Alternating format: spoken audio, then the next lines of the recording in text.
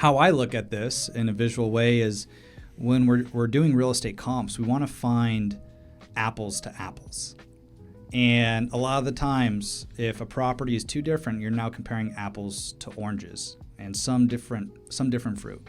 And now when you have a true red apple, 3-bed, 2-bath, 1,200 square feet, and a model match, it's another red apple, and that's what we're always looking for, but it's not always going to be the case. You may get a pink apple or a green apple, but a lot of similar characteristics. And so that's the way I like to use the analogy of what we're looking for here. There's always going to be differences. We're not always going to have that exact model match, always exactly find a property just like ours, but we can find similar comparable properties. That's the goal here. Definitely. Yeah, you can't compare a car to a motorcycle when you're looking at different types of assets, right? You have to find as similar of properties as you can. Yeah. And of course, there's going to be scenarios where you don't have the exact same red apple versus a red apple. Yeah. So we'll kind of cover some of those nuances and what to do when you can't find real estate comps. But let's talk about what are the characteristics of properties to consider when you're running real estate comps and finding those best comps. Yeah. I mean, first off, right, the type of property, right? We like to focus on detached single-family houses, residential houses, right? There's a lot of house flippers. We like to focus on those properties because we specialize in them, and because there's a lot of house flippers that we can wholesale our deals to. However, when some people are looking at real estate comps, they may start to look at commercial real estate and office buildings, and then duplexes and triplexes and mobile homes.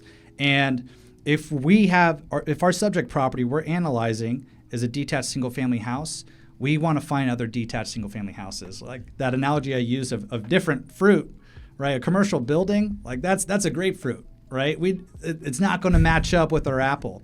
And so there's all those different types of properties out there. And right, if you're wholesaling houses, stick to houses. And how many times do we have people come to us and say, oh, you know what? I found this piece of land. I have no idea what I'm doing. And then a week before they told us, hey, I want to wholesale and flip houses. And we're like, stick to one product, as we like to call it. And they're trying to compare apples to oranges. They're trying to do different things. They're confusing themselves, and they haven't really mastered one type of product, the single family house. And so there's all those different types of property. So stick to that type of property when you're comping it. Exactly. Yeah, you want to really master a type of asset before you jump ship and move to something else. Real estate's one of those industries that you can get shiny object syndrome even just within residential real estate, right? There's all sorts of types of properties. So, when it comes down to it, if you're finding comps for any particular piece of real estate, whether it's a detached single-family house, a condo, a townhome, a mobile home, like you want to find comps that are the same type of real estate. And that can be as simple as just filtering out types of properties that aren't the same. Yeah. And that way you're not wasting time trying to peg a value from a mobile home to your single family house and vice versa. We've seen a lot of people, they say, hey, I've got a mobile home under contract and I used detached single family houses in the same neighborhood as the basis for my value.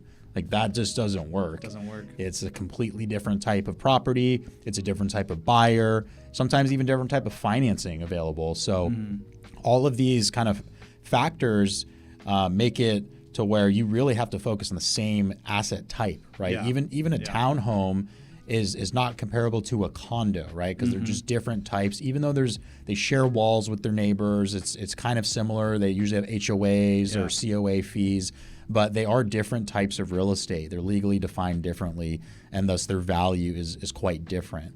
So that's really the first one, is like the type of property needs to be the same as your subject property. And if you look at any appraisal, they're never going to use a fourplex to comp a single family house. It's just they're two different fruits altogether. Yeah, absolutely. And so let's say, hey, okay, we get it. We got to focus on houses if we're comping houses, right? Now there's different types of houses, right? There's brick houses. There's colonial type houses. There's ranch style houses, one floor, wide base. There's Victorian houses. There's Spanish style houses. A lot of those are in San Diego with stucco and those Spanish tiles, right? There's different types of houses. And right, if you have a brick home, you may not want to compare that to the Spanish style home with a Spanish tile, right? And so now we're getting levels deeper because now we're looking at apples, but now we're trying to find like the same shade of apple, right? Cool. We narrowed on houses. Now we want a similar style, right? Is it 3 floors or 2 floors or 1 floor, right? Mm-hmm. And so that's another type of characteristic. And then how big is the house? Mm-hmm. One of the most important ones, in the comp criteria, we're not trying to go find real estate comps that are either too big outside of our subject properties square footage range, right? If we have a 1,200 square foot house, roughly we're going to be looking around 1,000 to 1,400 square feet houses, right? So if your subject property is 1,200 square feet, don't be using a 600 square foot 1 bed 1 bath house as your comp. Stay away from that, and don't be using a 3,000 square foot structure house as your comp as well. It's not comparable in that sense with these characteristics. For sure. And, different sizes of houses are going to attract a different type of buyer pool, right? You need to know your customer, right? And so when you're getting into much larger properties, bigger footprints, that attracts a different type of buyer. Maybe families are looking to get in there. When you get into different types of, like smaller properties, now you're attracting maybe a couple or a single individual looking for property. So depending on your market and the type of property size, then there's going to be more or less demand, and thus that's also going to impact value. So the closer you can stick to that same footprint, then you're going to just be a lot better off when it comes to replicating that value, right? We're looking basically for substitute types of properties that we've seen trade on the market already, because that's going to be the strongest indication of value for any given property. So yeah, we like to keep it within plus or minus 20% of what the subject property is. And so again, that means if we have 1,000 square foot property, then we don't want to look at properties that are above 1,200 square feet in size, as well as below 800 square feet as well. So roughly that's what we look for. Of course, there's some exceptions, but as long as you can keep it within that, you should be in good shape. Absolutely. And then we got bed bath count, right? If we're looking at a 3 bed 2 bath house, we want to find other 3 bed 2 bath houses. We're not looking at the 1-1s, the 6 bed 6 bath houses. Right, those are other characteristics that we need to look at and understand. Even the floor plan, right? We've seen some funky layouts in our day. Yep. We were just looking at that property where the bathroom was, it was a 2-1, and the bathroom wasn't in the master bedroom or the other bedroom, and it really wasn't desirable as a house, and it was really hard to comp. There weren't a lot of comps of 2 bed 1 baths with the bathroom not in the house. And so those are other factors to consider: the floor plan, the lot size, right? How big is the lot size? Do you have a huge yard? Can kids play in there? Or is it very compact? What are we working with, Yeah, and in some markets, a larger lot can command a significant increase in value, especially if you're in a dense urban area where there's a lot of development happening. So large lots can be very coveted. But in other areas, a large lot can swing, half an acre plus or minus and not make a significant impact in value just because there's an abundance of land. So again, that kind of comes down to knowing your market. If you're in a denser, well-populated area, larger lots are probably going to command a premium. If you're in a rural area with abundant land, then probably not as much. But it is important to find comparables that have similar lot sizes. Again, similar location, similar footprint. So you can tell there's a theme of, finding the same types of properties with these characteristics. So lot size is very important, but also we want to find properties that have been built around the same time as well. So we call that the build generation. So, because things have changed significantly over the decades. I own properties that were built in the 1800s, early 1900s, and those things have, lead-based paint, asbestos. They have, materials that we just aren't even allowed to use anymore. So building codes have changed, over the decades so that we can use more modern materials. Like in some cases, they're even more expensive now.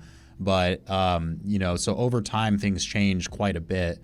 And so So we want to choose properties and comps that are built around the same year. So within 10 years, 5 to 10 years is ideal, and because factors like ceiling height, like the size of bedrooms, and so other factors, building materials and whatnot, that can significantly impact the desirability once you go to resell. And a lot of times, fix and flippers are not budgeting to change all of these materials. So unless they're doing a full gut, there's going to be a lot of these materials that convey and might command a lower price. So again, just keeping it as similar in year built is going to make a big difference in getting a comparable value. Yeah, because we've seen it hundreds of times, right? We see a property that's built in 1920 as a subject property, and someone's using a new build in 2024 as the ARV comparable. And it's just a little too different, right? Totally. It's way too different. So great points there. Then garage and parking. This is a huge factor, right? You're analyzing a property that's got a 2-car garage versus one that doesn't, and especially in areas where you get the seasons and you want to keep your car nice and fresh and not ruined from snow or rain or sleet. That's another big factor on these houses. So when comparing these properties, does your property have a carport, a garage, a driveway? Is there even street parking? All factors to consider. And then even amenities. I call the amenities like a large master bathroom in the property. Does it have a pool, a basketball court, hardwood floors versus not? What are we working with here? Yeah, and I like to kind of categorize the features as well. Like, is there any kind of view on the property, right? Yeah. Views can command significant premiums.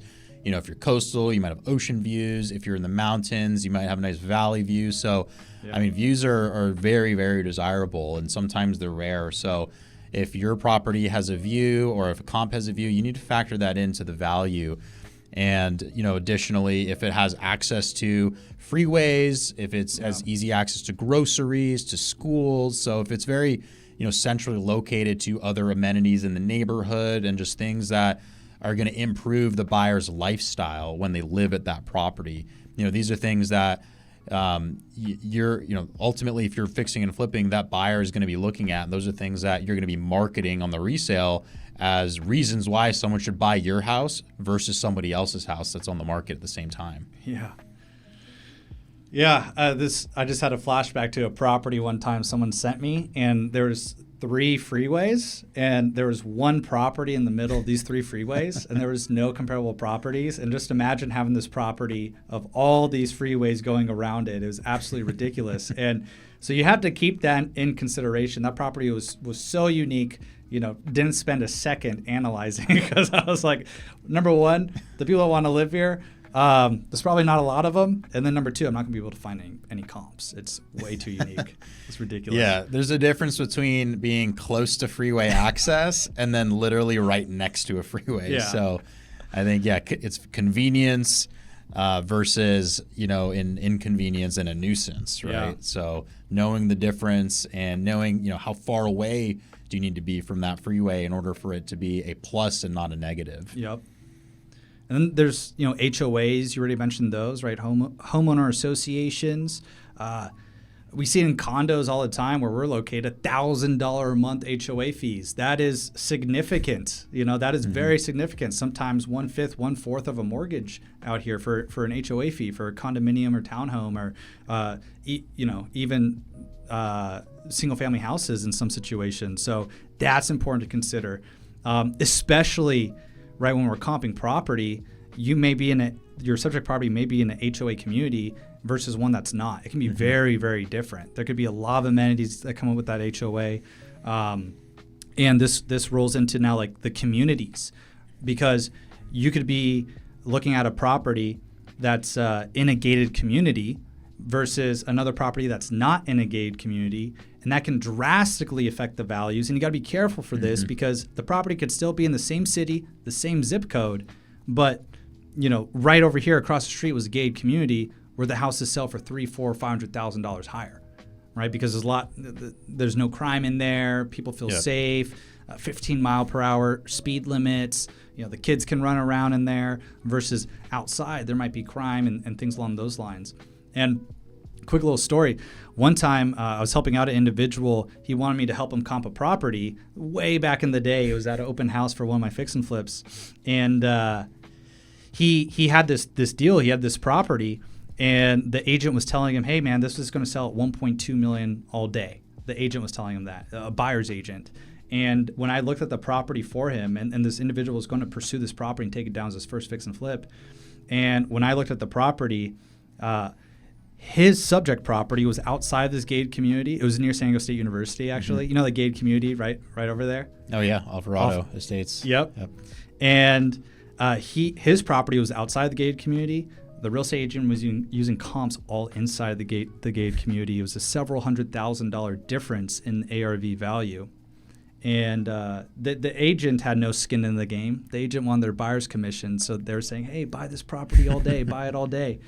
And, I sent him my full analysis, did the actual comps for him, told him that, hey, this is in El Dorado Estates. It's in the gated community. All these comps are there. Yours is not.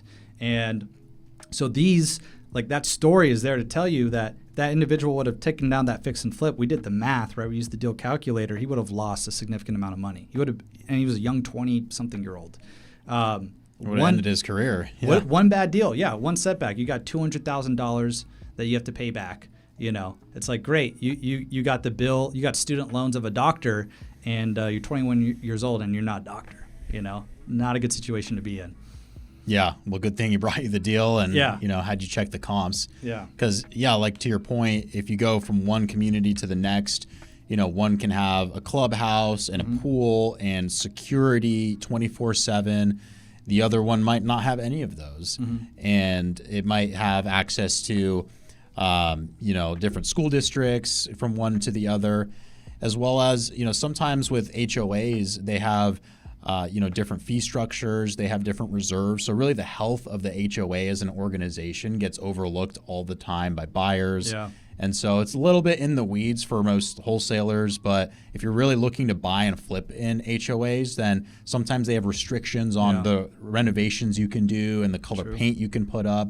And sometimes they need to approve like every little detail of your project. So if you have to really understand what you're getting into, what the community is all about, if there's any, difficult politics happening within the organization, if there's any big assessments that are coming due, right? Those are just big fees that the owners are forced to pay the HOAs, sometimes tens of thousands of dollars, because they need to improve the sidewalks or they need to renovate the pool or the clubhouse.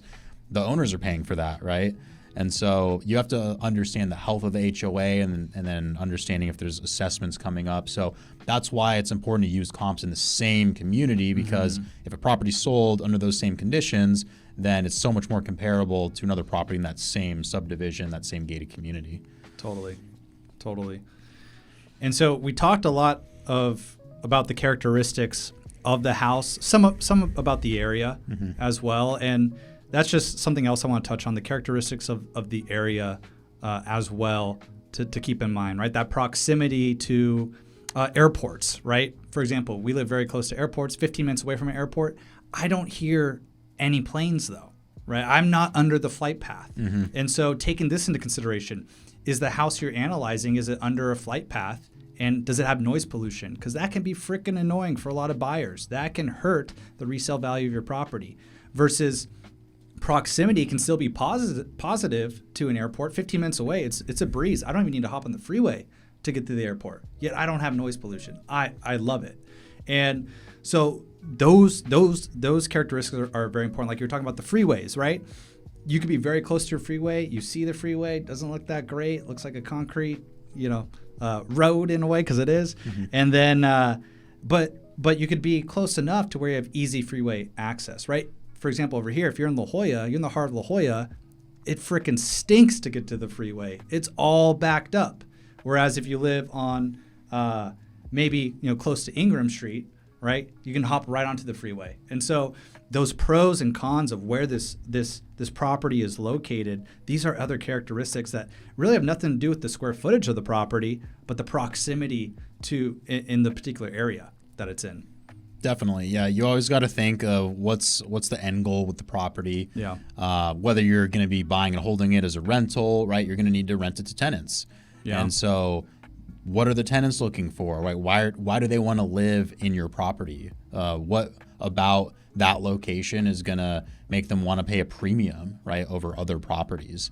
Just because your property looks nice doesn't mean you can get top dollar for it, right? It's all about the location. It's all about the lifestyle.